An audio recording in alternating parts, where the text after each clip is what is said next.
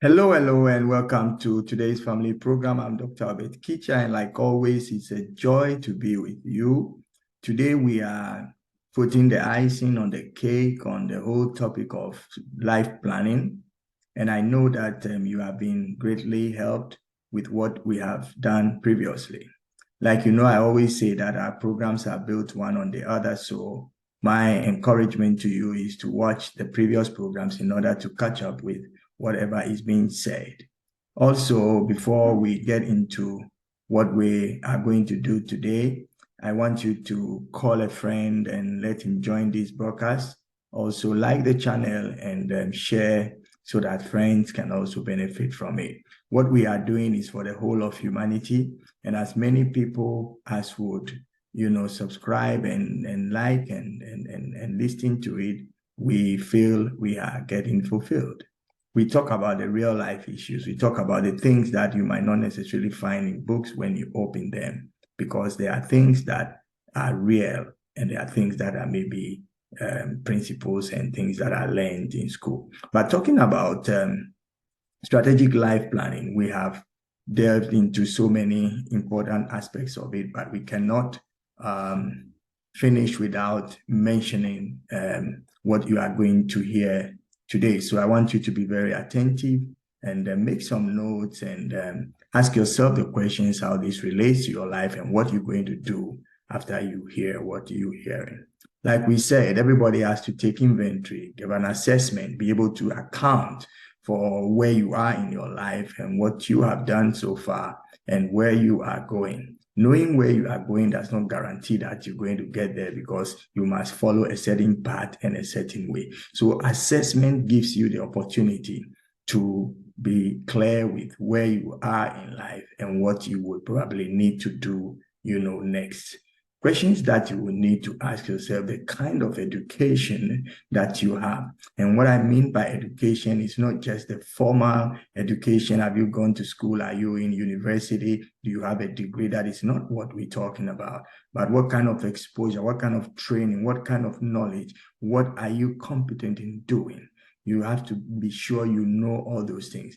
So what education, and obviously, yes, if you have maybe a degree, that degree, connotates with a certain level of knowledge and expertise and understanding. So you would not go for what you are not, and you will not also, do stuff that you have no clues about. So of course, your degree matters, and it helps you to know which offers you can take and what you got to do. You need to also be aware of skills that you possess. Many people do not know what they are capable of doing. They don't know what they are gifted to do. They don't know what is it that comes naturally and comes usually when they are doing stuff. So we all need to take access and what do you call it, inventory of these things in order for us to keep going forward. The next thing that you need to be clear about is also the kind of experiences you've had, as you work or you volunteer, maybe you belong to some organizations. What is it that is, the experiences that you have? I have an experience in this. I have done this that much, and I can, easily assist or perform when given the notch. So you need to also be aware of the experiences that you have gained through volunteering, working with people, learning, and so on and so forth. Then you must know where your position is in life, in community. What position do you play? Are you a follower? Are you a leader? Are you a make it happen person? Are you, just there, nobody knows you, like you hibernated somewhere? No. So you need to be clear as to where you are. Some people are more communicative. Some people are more reserved. Some people are outgoing. Some people are loud. Some people are silent. All these things comes out of the kind of maybe place and position that you have placed yourself. You must know your position and keep to that position. In a football game, players are positioned in places where they have to do specific tasks. So if you are an offensive, you are not going a striker, you are not going to stay at the back. You will mostly be pushing forward. The defenders are at the back. trying to prevent the opponents from, going through their walls or whatever boundaries they've set in order for them not to be scored goals. So in life, it's the same. You need to assess and know where your position is. And once you know your position, you will know what kind of play you put up in order for victory to be won for you. Having said this, I want you to stop for a moment and ask yourself a question. Do I really know who I am? If you are to, in one sentence, describe yourself, including these things we've talked about, what position I'm, what education, what skills, what experiences, and so on and so forth, what would that sentence be? Try and say it yourself, who you are, including your experiences, including, the work that you can do, skills that you've acquired, and so on and so forth. This is very important. But I'll help you in finalizing this topic by us looking at a few areas that are necessary and that are important if we really want to position ourselves strategically for life success. So first of all, you need to answer the question, what are your strengths? What are your strengths? That is what motivates you. Are you goal-oriented? Are you self-motivated? Do you pay attention to details? What are your strengths? You need to know what are your strengths. There are things like, for me, breaking the ice, getting to meet new people is not a problem. It's a strength that I have. I would be the first person to put my hand forward and say, hello, hi, I'm Albert. What about you? So I know that I'm somebody who motivates others. In fact, sitting here, speaking with you, I'm also motivating you, I'm encouraging you, and I'm pushing you to make sure you get the best out of this life that you have. You remember we started by saying that we have but one life to live. But hey, we can make that one life so meaningful that generations after us would come and our legacy would continue. So we need to assess our strengths. If you know where your strengths are, you will know where to push in your energy. And in the corporate world, we do something we call the SWOT analysis. The SWOT analysis is a test or answering the question as to what your strengths are, what your weaknesses are, what your opportunities are, what are the threats. So SWOT, SWOT, is for strength, weakness, opportunities, and threats. So when you answer these questions, it really places you in a kind of position and a category that you can easily move to the next level. So strengths and weaknesses are things that are internal, and sometimes we may have control or not have control over. Our strengths and our weaknesses, they are internal. They are internal things, and we may or may not have control over it.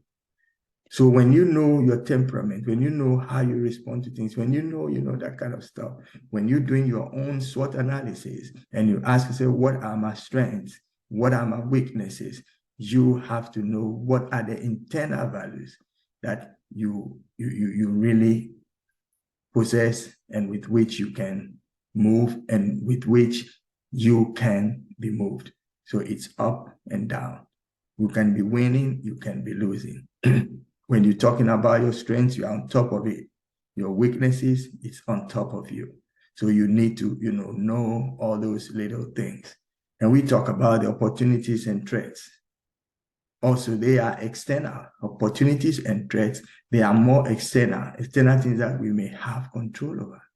Some you might not have control over, but threats and opportunities always come. They lie before you.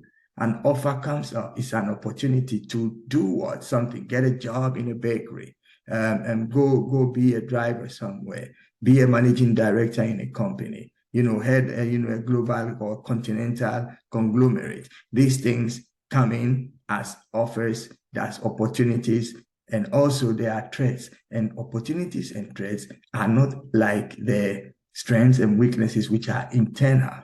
Opportunities and threats are external. These are things that you may be able to get control over if you have not gone past, the how will I say, finish line. So we need to assess the things that we can do. We can use our strengths to overcome or manage our weaknesses and use opportunities to overcome threats. So everything in the SWOT analysis has to let you know that you can use them for the positive things. We all need to answer these questions. We all need to provide, an update on this. Because if you don't know your strengths, you don't know your weaknesses, you don't know the threats, you don't know the opportunities, you are in bad shape. And being in bad shape is not a place where anybody will want to go. So I want to encourage you to take time, find time, be attentive, and answer these questions. 1, what are my strengths? 2, what are my weaknesses? Number 3, what are the opportunities available? Number 4, what are the threats? I can guarantee you that when you get to know these things, you will be able to strategically plan your life. Like I said, you have but one life to live. You have but one opportunity to take advantage of. And it is very, very important that we don't miss out on these opportunities that is, sort of coming our way. Your strengths, the roles you play, your core values, your purpose, life purpose statement, and vision. These are blocks that you can use to build your strategic life. Life must not be lived just like that. You must have a plan for life. You must have something, put in order. Very, very important. Well, this is today's family program, and I'm Dr. Albert Kitcher, and I'm happy to be with you. And if you have just joined us, I'm encouraging you to like the channel and subscribe to it, recommend to your friends. Here we speak the naked truth. Here we bring to you what you might not get in the lecture, what academia will not teach you, but we make sure we share life, we share experiences, and we share knowledge. And this is what we have actually been doing. So please connect and, benefit from these things. Share with friends and subscribe to this channel. Now, in conclusion, we all need to come to the place where we understand the ingredients that comes together to make our life meaningful. I can assure you that if you're able to answer these questions, what are your strengths? What are your weaknesses? What are your opportunities? What are the threats that you face in life? If you answer these 4 questions, I can tell you, you will be able to be strong. It is not a matter of just knowing, I should know my strengths, know my weaknesses, know my opportunities, know my threats. No, you'll become like a robot. But when you know a strength and you know it is still there and it's, still sort of hot cake, why do you keep it in the house? You must now nurture that strength and put it in a kind of product and deliver it to people. There is no man on this planet who, if he uses what he has, will not make, like a great move and achievement. But why don't we see that happening? Because people limit themselves with themselves. Let's take access of our life and know the strengths, know the weaknesses, know the threats, and the things that we need to do. Well, I hope this has helped you today. And next week, we'll be starting on a new topic and we're going to get into a new month. So I wish you every best, and I look forward to seeing you again next week, same time, on this same channel. Help us to get a message to friends and to relatives and to people that you know, and let us, gain knowledge together and build a good community for ourselves. Thank you, and see you next week. Bye-bye.